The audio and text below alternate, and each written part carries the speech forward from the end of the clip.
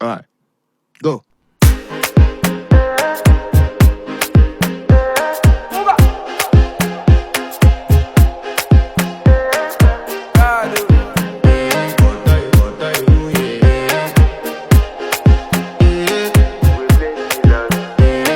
To flex my love, I want to impress, and I want to carry my love.